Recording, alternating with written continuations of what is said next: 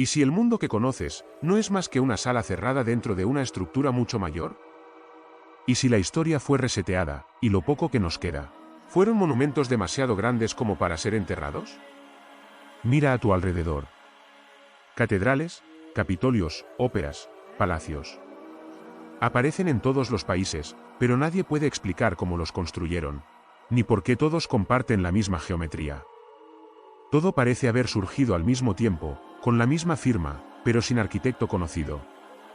Hay estaciones de tren con techos de más de 30 metros de altura, construidas antes de que existiera maquinaria pesada. Ventanas que miden 3 pisos, puertas colosales que no parecen hechas para humanos de tamaño normal. ¿Quién necesitaba estructuras así? ¿Para qué propósito? La historia oficial no responde. Solo dice que eran estilos de la época, pero no hay planos, ni pruebas de su construcción en las fechas indicadas. Las ciudades aparecen con estas estructuras ya hechas. Como si alguien más las hubiera dejado ahí, y luego simplemente se empezaran a habitar. La historia podría no ser lo que nos contaron. Tal vez hubo una civilización global, avanzada, espiritual, sintonizada con la Tierra. Tal vez esa civilización fue borrada, y lo que quedó, fueron sus huesos de piedra. Lo que llamamos historia puede ser solo el epílogo. Lo que quedó tras el gran apagón, una línea de tiempo falsificada, mantenida por libros escolares, museos y medios, pero los edificios no mienten. El mármol recuerda. El granito vibra. El silencio de esos lugares antiguos dice más que cualquier enciclopedia. Y si aún sientes que algo no encaja, es porque estás empezando a ver. Esta es la historia de Tartaria. Y mucho más allá. Tartaria no fue un país. Fue un patrón. Una red planetaria de arquitectura energética, sincronizada con los campos electromagnéticos de la Tierra. Una civilización que no solo construía para vivir, sino para vibrar. Columnas, pináculos, arcos con proporciones matemáticas perfectas. Una arquitectura que parece más diseñada por frecuencias que por manos humanas. El mismo estilo aparece en Moscú, Nueva York, Viena, Sevilla, Estambul, Buenos Aires. ¿Cómo puede ser?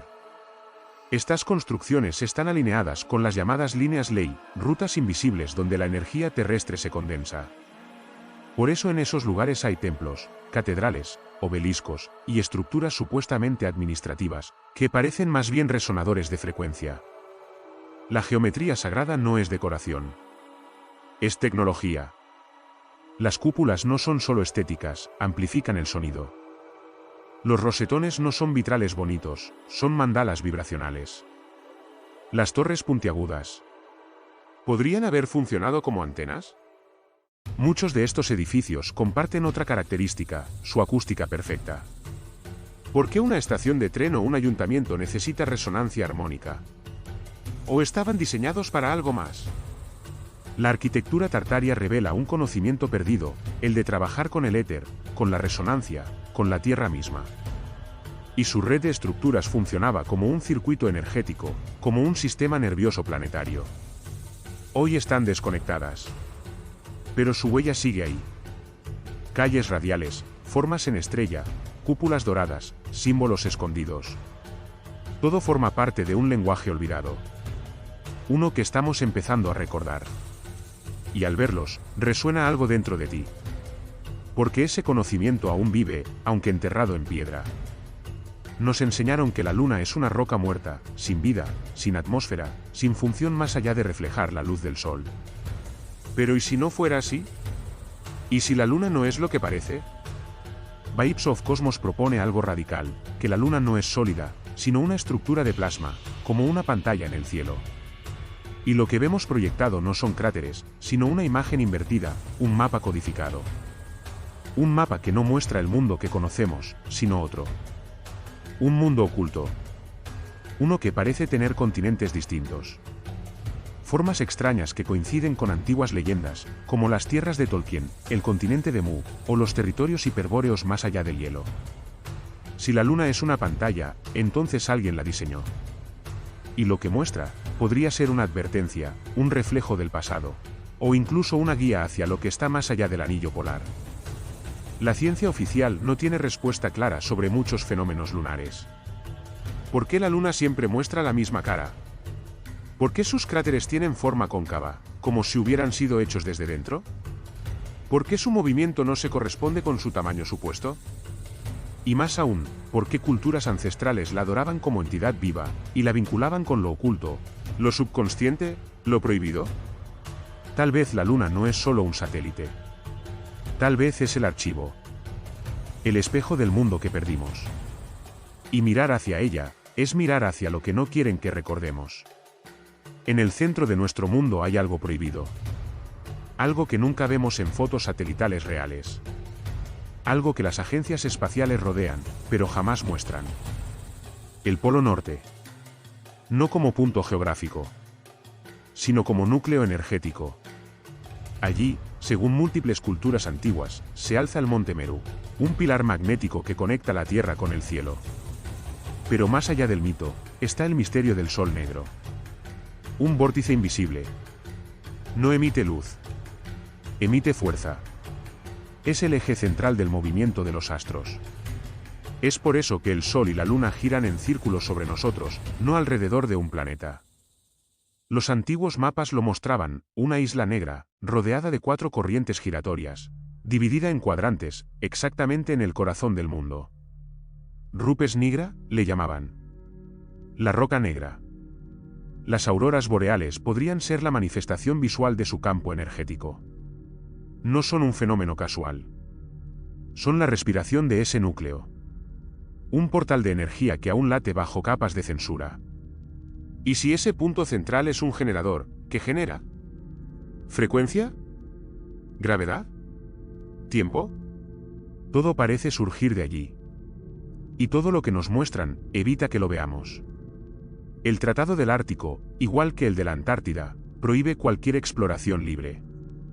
Ni turistas, ni vuelos comerciales, ni investigaciones sin permiso. ¿Qué esconden realmente en el centro de todo? Tal vez, lo que ocultan no es un territorio, sino el origen mismo del poder. Un sol invisible que da forma al tiempo, al magnetismo, al alma. El sol negro no brilla, pero todo gira en torno a él. Antes del Gran Reset, nuestro planeta era otro. Uno más vivo, más consciente. Y conectado a través de gigantes que hoy nadie menciona, árboles tan enormes que tocaban el cielo. Árboles que hoy son considerados montañas. Devil's Tower en Estados Unidos, Monte Roraima en Sudamérica, los tepuyes de Venezuela, mesetas con cortes perfectos, no son formaciones naturales. Son los tocones petrificados de antiguos colosos vegetales que formaban parte de la red viva del mundo. Pero no estaban solos. Debajo de ellos, como un sistema nervioso oculto, se extendía el micelio, una red de hongos subterráneos que interconectaba todo. Plantas, árboles, incluso humanos. Una Internet biológica que transmitía más que nutrientes, transmitía información, memoria, sabiduría ancestral.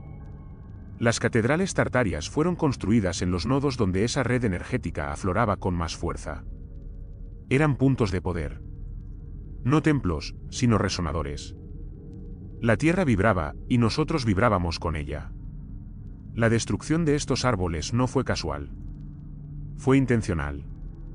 Se nos desconectó del sistema. Se cortaron los enlaces. Se sustituyó la red viva por redes eléctricas, metálicas, artificiales. Y lo que antes nos unía, fue reemplazado por tecnología que solo nos separa. La sabiduría natural fue silenciada. Los hongos, sin embargo, siguen ahí.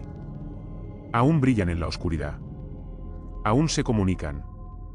Son los guardianes invisibles de un mundo que una vez fue mágico y completo. Y si cerramos los ojos en un bosque profundo, quizás aún podamos escuchar esa vibración. La llamada de la tierra. Un susurro desde las raíces. No eran árboles. Eran antenas vivas, conectadas al alma del planeta. En el libro de Enoc se cuenta que unos seres descendieron del cielo. Ángeles, les llamaron. Pero no eran como los que pintan en las iglesias. Estos seres, al mezclarse con los humanos, rompieron las reglas del equilibrio natural. Fueron castigados. Pero no destruidos. Encerrados. No fuera del mundo, sino dentro.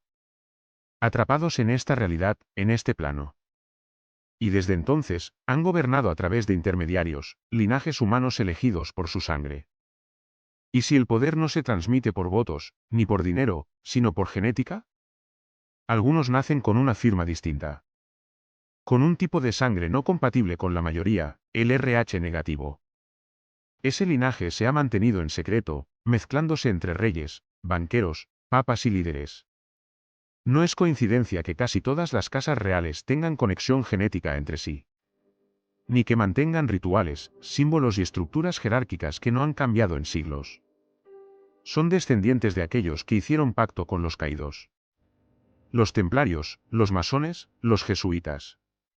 Todos custodian algo más que poder material. Custodian acceso. Aportan estructura al dominio espiritual. Son los guardianes del relato. De lo que debe saberse, y de lo que jamás debe salir a la luz. Estos linajes no gobiernan países. Gobiernan frecuencias. Porque el control real no se ejerce con armas, sino con vibración. Si controlas la energía, controlas la mente. Si controlas el símbolo, programas la realidad. ¿Y si todo esto explica por qué ciertas familias están siempre en el centro de las decisiones globales? ¿Por qué repiten los mismos apellidos? ¿Por qué tienen privilegios que desafían toda lógica democrática?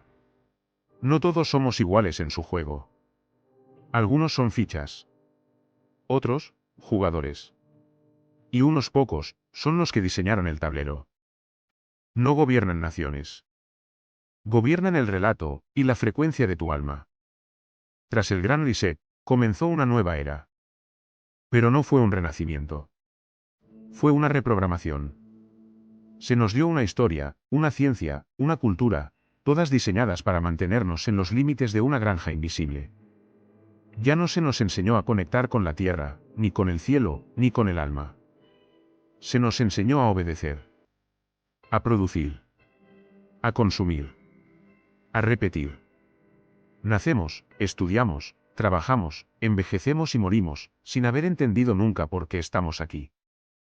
Las ciudades se volvieron cárceles con wifi. Las pantallas, sustitutos del instinto.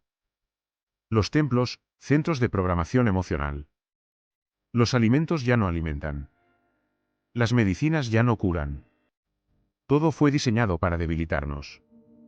La glándula pineal, nuestra antena natural, fue calcificada. Nuestra energía sexual, redirigida. Nuestra creatividad, sofocada por algoritmos. Vivimos en un estado de hipnosis colectiva. Una granja energética donde nuestras emociones son el recurso más valioso. El miedo, la culpa, la vergüenza, son recolectados como combustible por un sistema que no necesita barrotes físicos. Solo necesita que creas que estás libre. Y toda tecnología que nos conectaba al éter, al conocimiento puro, fue destruida o ridiculizada. Tesla fue borrado. La sabiduría ancestral fue convertida en superstición. La memoria de Tartaria, convertida en un tabú. Pero aún queda una grieta. Una pequeña fisura en el muro del olvido, la intuición. Esa voz que no se apaga. Esa certeza interna de que algo no encaja. Esa chispa, que te trajo hasta aquí. Y entonces te preguntas, ¿cuándo comenzó realmente este experimento? ¿Quién lo mantiene? ¿Y qué ocurriría si recordáramos quiénes fuimos, y lo que somos capaces de ser? ¿Qué pasaría si reconectáramos con esa red viva que aún respira bajo nuestros pies? Si el éter volviera a fluir, si la voz interior volviera a guiar, si el alma rompiera el hechizo.